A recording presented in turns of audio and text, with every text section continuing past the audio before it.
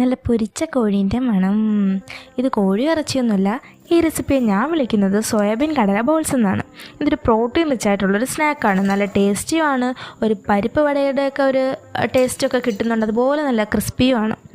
Ingredients ആയിട്ട് ഞാൻ എടുത്തിട്ടുള്ളത് കുതിർത്തി വെച്ചിട്ടുള്ള സോയാബീനും കടലയും ഡാലും അതിൻ്റെ കൂടെ ഇഞ്ചിയൊക്കെ ആഡ് ചെയ്തിട്ടുണ്ട്. ഇഞ്ചിയും വെളുത്തുള്ളിയും കൂടെ ആഡ് ചെയ്യുമ്പോഴാണ് കുറച്ചുകൂടെ ടേസ്റ്റ് ഇരുന്നത്. പക്ഷെ അന്നേരം എൻ്റെ കയ്യിൽ വെളുത്തുള്ളി ഇല്ലായിരുന്നു.